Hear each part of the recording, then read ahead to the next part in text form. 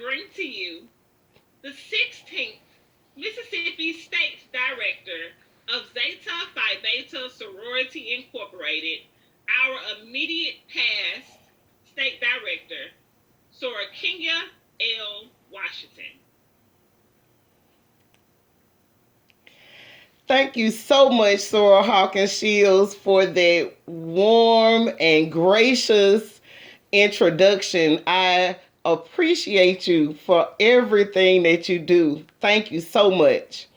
To the members of Zeta Phi Beta Sorority and Phi Beta Sigma Fraternity, Zeta Amici, Zeta Male Network, Zeta Youth Auxiliaries, Sigma Betas, national, regional, state, and local officers, members of the Divine Nine, friends, ladies, and gentlemen, good afternoon. To the members of Theta Pi Zeta and Delta Phi Sigma chapters, thank you for allowing me the opportunity to speak on this program. I am both honored and humbled by this opportunity. Back in 1920, our founders didn't know that 101 years later, what started as a dream and a lover's stroll would turn out to be the most outstanding international service sorority, Zeta Phi Beta Sorority Incorporated.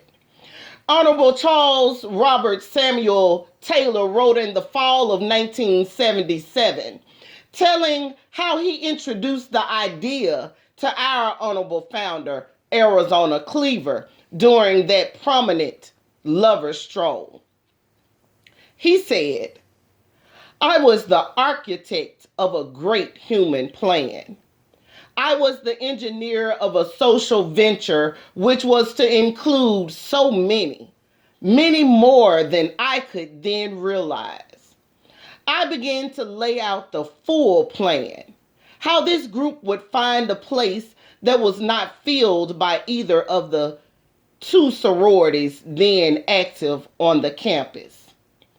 The plans were beautiful, and like any other architect, I drew out the mental lines and turned it over to the builders. Arizona Cleaver was the chief builder, and she asked 14 others to join her. From these 14, only 5 remained tried and true, and these became the founders, the builders, the first cornerstones of Zeta Phi Beta Sorority. Those who did not see the true vision were not the finer women that we sought, but those who saw the real ideals visualized the need for a special group set aside for a special mission. These are they who gave the foundation to our sisterhood." And the last thing he said was, "That's good." Honoring our founders and their legacy of service through ongoing service. I can imagine our founders looking down on us and smiling, knowing that their royal blue and white descendants, their torchbearers, continue to carry out their vision as we continue to write the legacy of our blue and white family, blazing new paths in service to our global communities. 1 Peter 4:10 says, "Serve one another with whatever gift each of you has received." Lean into your Zoom screen and ask, what exactly is service? Service is the action of helping or doing work for someone. Consider this. Do you have a particular skill set, gift, or talent? Have you thought of how you can put it to use to sustain your organization as well as to help someone else? God has given each one of us a gift to serve others. Despite our shortcomings, He has equipped us to serve. Each time we encounter a stranger, it is our opportunity to allow others to see the God in us. Serving others requires a servant attitude and a desire to want to serve others. It allows for an observant eye to anticipate need. If we have an observant eye, or if we have a servant attitude, we can definitely develop an observant eye. You will begin to see need and ways to help others that you probably missed in the past. There are all sorts of gifts that we have been given. Some of us can cook, sew, knit, sing, or write. Some of us are teachers, doctors, or lawyers. And some of us have time. All of the things we do to earn a living or we do as a hobby can be gifts that we give to others. We can provide pro bono work in our communities, cook at the local stew pot, or tutor after school. We should be a blessing to others as we are blessed, using whatever we have to help someone else. It is our time to shine. And once we truly shine, then the world reflects off of our beautiful image. Brother Dale A. Anderson penned that statement in the centennial edition of the Crescent magazine. Men, women, youth, and seniors benefit from the programs and services provided by this sisterhood. We have been called to do this work, the work of making the lives of those in our communities better, helping other people excel. Whether in partnership with other organizations, mentoring, training, educating, or providing support, we are women and men called to serve. Our organizations make things happen, and we make a difference. We don't sit on the sidelines. We are engaged. We are making our voices heard by speaking out against social injustices and inequality. We make a difference to the youth we mentor. We make a difference in the lives of high school seniors through scholarship. Zeta Phi Beta and Phi Beta Sigma members should be reminded of the lives of Sigma brother Dr. Everett L. Scruggs and past international president Ruth Taft Scruggs, who had no children of their own, but made sure that local students and family members had the opportunity to attend college. That's what we do. We give opportunities and hope that dreams come true. Now, some of us made a commitment when we joined our respective sororities and fraternities. For those of you who joined Zeta Phi Beta sorority, you made a commitment to be community conscious and action oriented. And those of you who joined Phi Beta Sigma fraternity, you made a commitment to culture for service and service for humanity. Zeta conducts programs addressing the mind, body, and spirit. Programs that impact and change lives. We hold workshops that teach our community financial literacy, how to write a resume, and conduct workshops on writing a will. Sigma conducts programs that focus on education and social action. They hold workshops on living healthy, living fit, living responsible, living risk-free, and living balanced. My brothers, I say to you, may your cause speed on its way. Our organizations hold town hall meetings, conduct voter registrations. We march for babies, adopt schools, and raise funds for organizations such as St. Jude Children's Research Hospital. Are you called to serve or not? Will you do your part or not? Are you going to honor our legacy of service or not? Have you ever noticed it's easy to love your friends and do things for them? What about strangers? Strangers are only people you haven't met yet. Once you meet them, they are no longer strangers. So it really shouldn't matter whether you know someone or not. Service is what we do.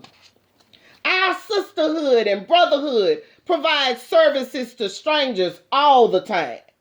When we visit nursing homes, volunteer at the Salvation Army, and adopt a school. As we serve others, we should consider it a privilege. Dr. Martin Luther King Jr. once said, everybody can be great because anybody can serve. You don't have to have a college degree to serve. You don't have to make your subject and verb agree to serve. You only need a heart full of grace and a soul generated by love. Zeta is an invitation-only membership organization. In order to be invited, a lady must demonstrate interest and show involvement in humanity and the community. You were handpicked not only to be a member, but to serve our communities through mentoring, elder care, Z-Hope programs, and scholarships that help our youth attend college, furthering their education. The service we render to our communities through Zeta and Sigma is an extension of our service to God. We should be yelling, "To God be the glory," and thanking Him for selecting us to do His will and serve. How do you identify yourself? Do you identify as a servant? Our servanthood calls us to go beyond the walls of our homes and into a world of need. As servants, we render service to our communities, the disenfranchised, the underserved, and those without a voice. Sigma brother Dr. Huey P. Newton said, "I think what motivates people is not great hate, but great love for other people." We serve our communities with love, excellence, and commitment because we love them. Zeta Phi Beta has led the charge in being community conscious and understanding there is a need for action. You know what is going on in your community, and you are taking steps to help those people excel by giving them the resources and encouragement they need. That's love. Phi Beta Sigma Fraternity has viewed itself as a part of the community rather than apart from the community. You have your boots on the ground in your community, acting as troops in the war against obesity, prostate cancer, illiteracy, and disparities to Black-owned businesses. The service that we do isn't always convenient. We can't allow destinations or deadlines to prevent us from helping other people in need. How many times have you blown off a chapter service project because it didn't fit your schedule? The opportunity to serve may come when your energy is low and at the most inconvenient time. God will miraculously work on your behalf if you take the focus off your own problems and place it on helping and being a blessing to someone else. Since the early 1950s, Zeta Phi Beta Sorority and Phi Beta Sigma Fraternity have been developing future leaders. Phi Beta Sigma Fraternity became the first Greek letter organization to develop a youth auxiliary group, Sigma Betas. Sigma Beta Club members are required to conduct a variety of community service projects in addition to their organizational initiatives. They also participate in a variety of enrichment programs that focus on culture, athletics, social, and educational needs. Zeta Youth Auxiliary members, Perlets, Amiquettes, and Arcanets participate in age-appropriate leadership academies designed to promote cultural awareness, social skills, providing educational enrichment, leadership development, and community services. Allowing these types of groups and activities for the youth in the Itta Greenwood, and LaFleur County communities add value to the level of service our organizations provide.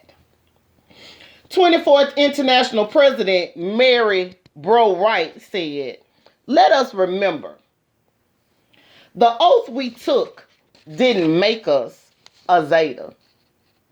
It made us members of Zeta. How we live that oath is what makes us a Zeta." Have you thought about your commitment to Zeta and Sigma?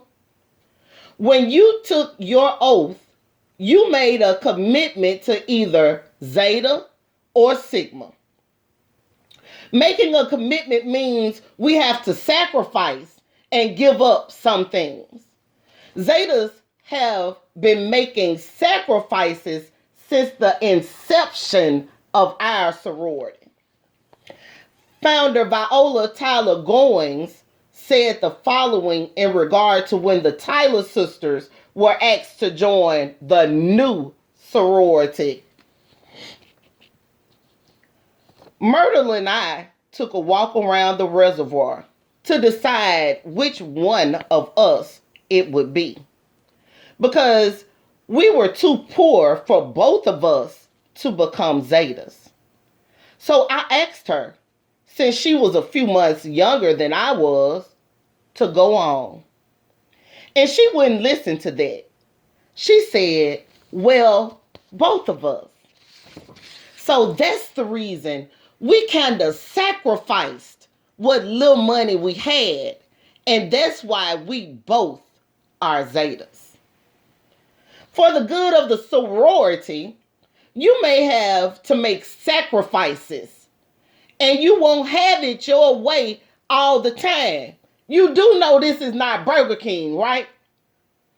You can renew your commitment to Zeta and Sigma by going to meetings, doing Z-Hope projects, and volunteering for committees.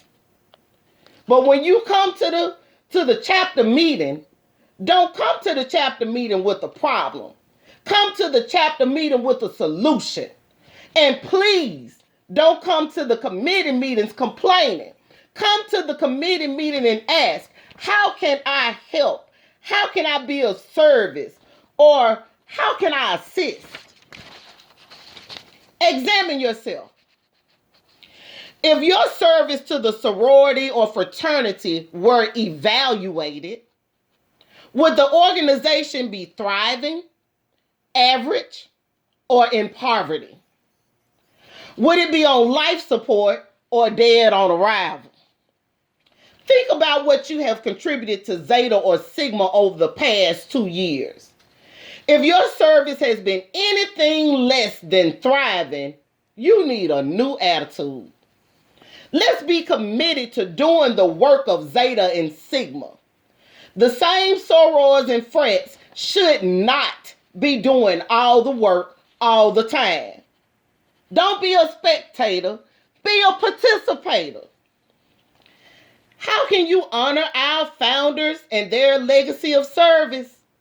Be a participator. Put your boots on the ground. Renew your commitment. develop an observant eye, and make a sacrifice or two. God has called you to serve our community. Our principles have led us to service for humanity. God has gifted you to serve. Service to our communities is a light that brings awareness to the issues of the people we serve. It is a light of hope in a time of darkness, a light of hope in a time of need, or it might be a light of hope in a time of uncertainty. Being a servant leader is just in you. Otherwise, you wouldn't have joined this organization.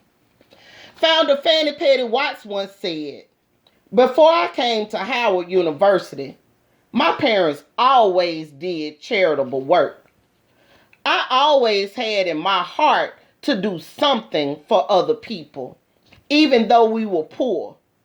And so I considered joining, and all of the original plans had been made. I just joined." God created us with service in mind. We were created for His glory. Dr. Donald L. Washington once said, "Life is measured not by gold, but by what we do for others." If that is the case, how is your life measuring up? Being finer is a lifestyle and a luxury that sets us apart from other organizations. Getting dressed each day can be one of a woman's greatest personal challenges. Finer women today need several garments in their wardrobe in order to dress for these unprecedented times. When you go to your closet to get ready for the day, remember to put on your finer wardrobe. Start with putting on tender mercies. Slide into kindness. Pull on humility. Pull up meekness. Button up patience. Zip up endurance. Tie up forgiveness. And buckle up love. Love shows. And the people who benefit from our service can easily tell whether we authentically care and are concerned, or if we are just looking for a photo opportunity and recognition. Service is a principle. To serve is a calling. It is a duty and an act of love. Serve with gladness because someone is watching you. The people you serve will see and know if you are serving from a real, authentic place. Serve with gladness so that the light of our great fraternity and sorority principles shine. Lord, let me live in a house by the side of the road and be a friend to man. The next time you are headed to a community service activity, remember to first wear your colors, royal blue and white. Don't forget your smile. Sorors, put on your finer wardrobe, your chucks and pearls. Brothers, lace up your boots, and in the words of Dr. Eric Cook, run on to see what the end will be. For the love of Zeta and my brothers of Sigma, because whether it's Sigma or Zeta, it's all Phi Beta. I am Kenya L. Washington, and I approve this message. Great job. All right. Message well done. Okay. I always like that part. I approve that message. Well done. Now we have our